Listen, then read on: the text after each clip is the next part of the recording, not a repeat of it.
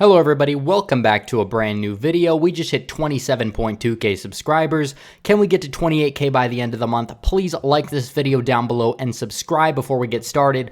And today we're going to analyze the New Hampshire presidential primary results for the Democrat primary and the Republican primary, which is something we're actually going to spend a little bit of time on because some things have come up where these data points are actually very, very interesting.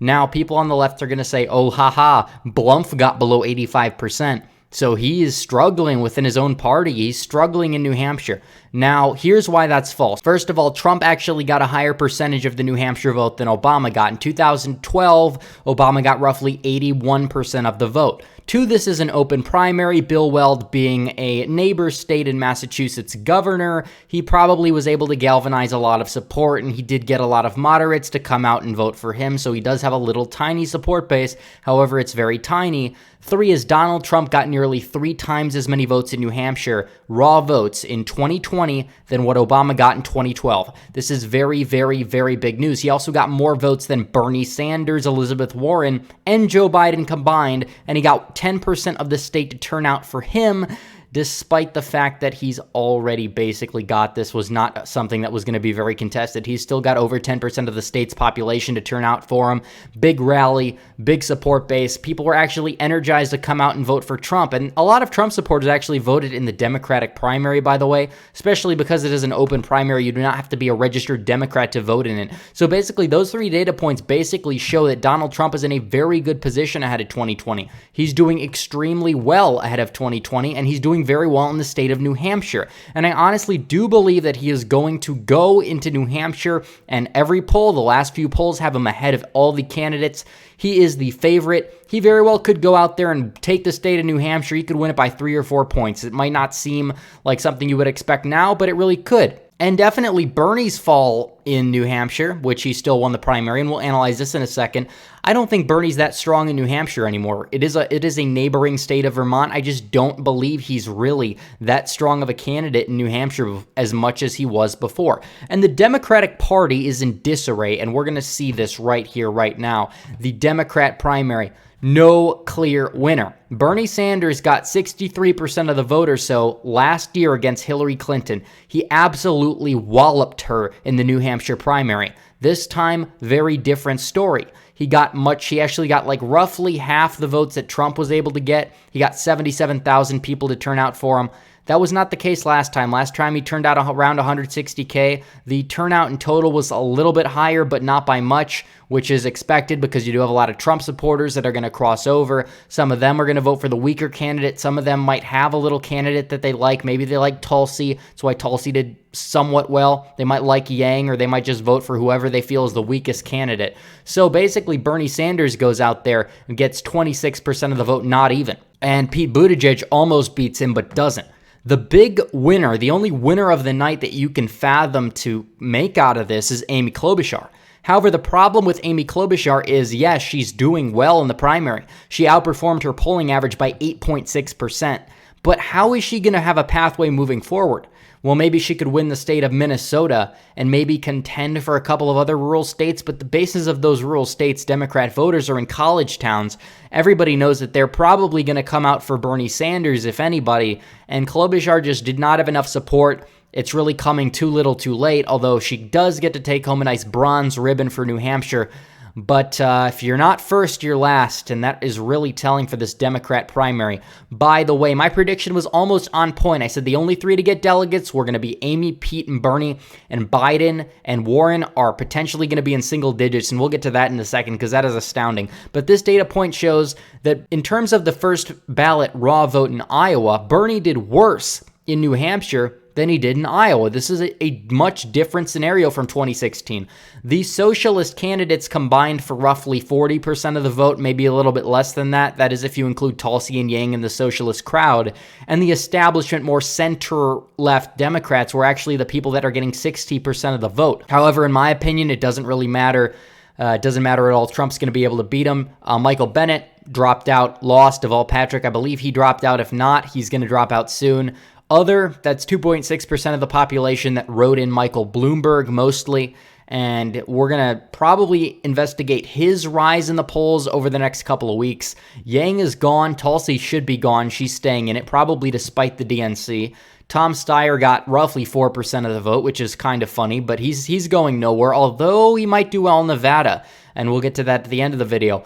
But the biggest loser of the night is Biden. This guy was leading New Hampshire a couple weeks ago. Now he's 8% of the vote. Not even 1 in 10 Democrat primary voters are coming out to vote for Joe Biden. He got 25,000 votes. On the Republican side, he only doubled Bill Weld's vote share.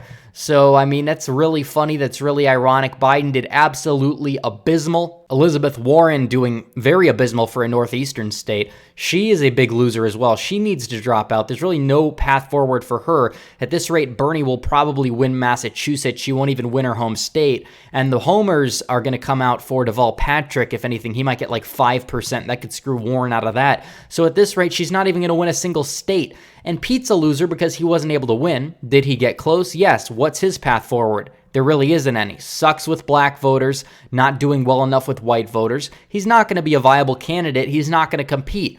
Bernie Sanders is doing fairly well, I guess you could say, in terms of the fact that he's able to stay ahead of the pack. He is probably going to be the nominee in terms of who gets the most votes in the first round. I do think we're headed to a contested convention. You don't have people dropping out ahead of Super Tuesday at this rate. You're going to have Bernie, Pete, Amy, Liz, and Joe Biden, and Michael Bloomberg all getting delegates. You have like 33% of the delegations already awarded by the end of Super Tuesday. I think by mid-March, we're going to get well over 50%. You know, you have Super Saturday, Super Tuesday 2, Super Tuesday 3, and things like that. At the end of the day, it's looking like this is just a hodgepodge of disarray. Democrats don't have a leader. Look at the swing county favorability for Bernie Sanders. It's like 36% favorable, 60% unfavorable. So all the Bernie bros out there that are going to say, oh, Bernie's going to be able to win, he's going to change everything. That's not what the voters are looking for. The swing counties are what determine election. I saw John Doyle's video. He talked about this earlier today. Bernie is a net minus 24 in swing counties. Trump's a plus 8.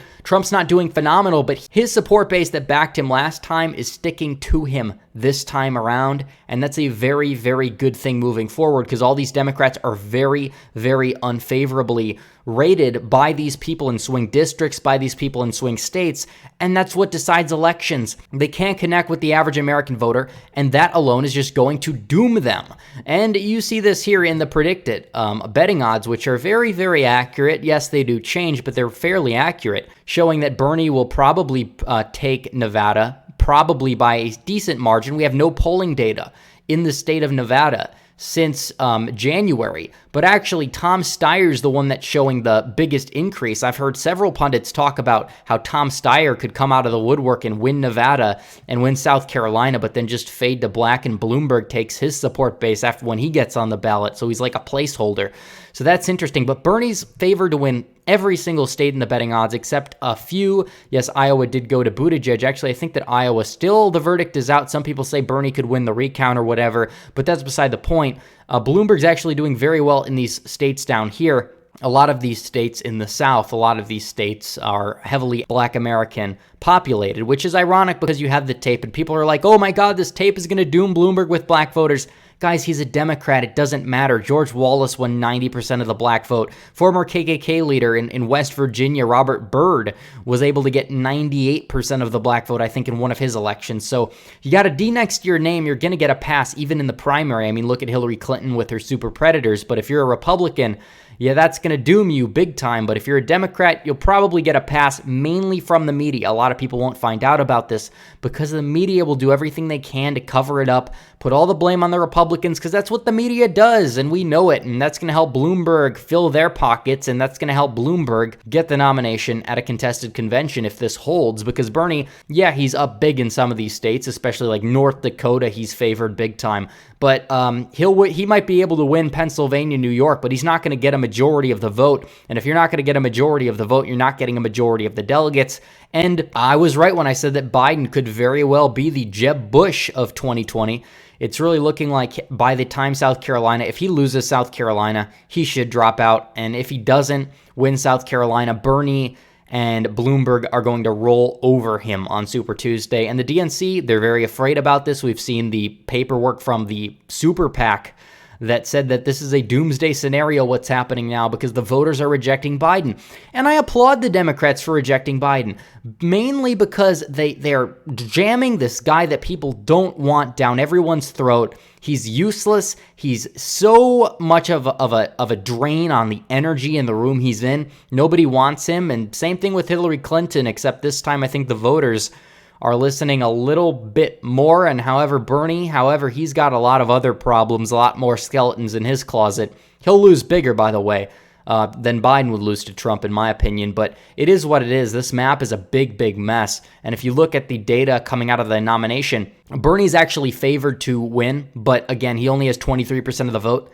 To put that in perspective, last time he ran, he got 43%. So he does not have the same energy that he had last time. Again, I think if it was 2016, maybe he would have been maybe a little bit more competitive against Trump. I do think the map would have looked a little differently. I think he may have been able to win Michigan and Wisconsin. I don't think he would have won Pennsylvania. I also don't think he would have won Nevada. But that's really what it is in terms of the nomination. We're at a total mess, a total crossroads for the Democrat primary. So as we look forward to Nevada, I don't even know what we're going to project a winner. We'll get more polling. Hopefully, I'll be able to do a video making a prediction on that. But anyways, guys, thanks for watching this video. Please like this video down below. Comment, subscribe, hit the bell for notifications so you never miss another video. Follow me on social media, donate to the Patreon, join the Discord, join the subreddit, links in description. As always, guys, thanks for watching. Red Eagle, out.